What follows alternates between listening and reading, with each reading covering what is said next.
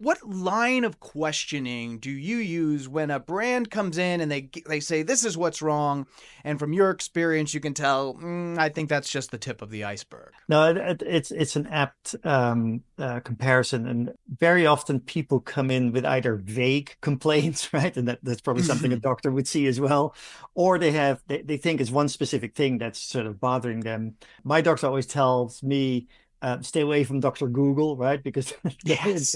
it never tells you really what's going on, and then you think you have something, and it really you really don't. For me, what is really important is to start to understand and start to dig a little bit into but what is really going on, right? So Mhm. sometimes people approach me and say, oh, my agency sucks and they're so terrible and it's never right and it's too expensive and it takes forever and it's they don't listen or whatever, right? I mean, there's a whole this whole sort of complaint scenario about agencies.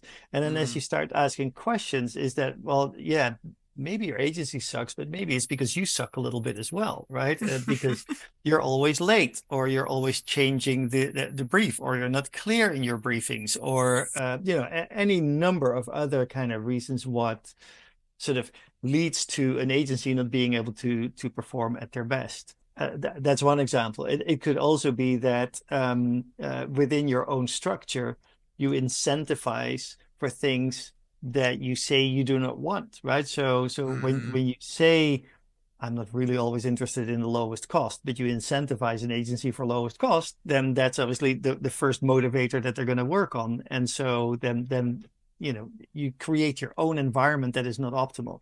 So the way to go about it is that yes, let's start with that thing that you think is ailing you or that thing that you think is not working, but then let's really understand sort of the deeper sort of issues. And the way I do that is my son is now 24 and he's a working young man. But when he was about 5, he went through that phase where he just asked why about everything, Mhm. right? Can you go Mhm. brush your teeth, or did you brush your teeth? Why, right? Did you do this, that, or the other? Why? Everything was why, right? I mean, and it's a phase that kids go through. But I thought it was very illuminating, and there's also this idea of the 5 whys, right, or the peeling of the onion, etc. But I do Mhm. think there is a lot of power in the question why. So digging from the outer layer of the first indication of we feel like we need to talk about something to really understanding, well, why is that happening? Or why is that happening? Or why is it not happening, etc.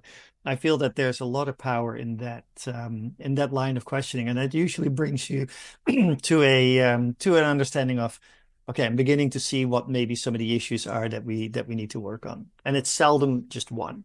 Oh, absolutely, Oh, and absolutely. I should also say, it's seldom just the agency, right? It Yeah. may be, but it may also be, like I said, right, that the issue with the agency is not actually the cause, but is a resultant of.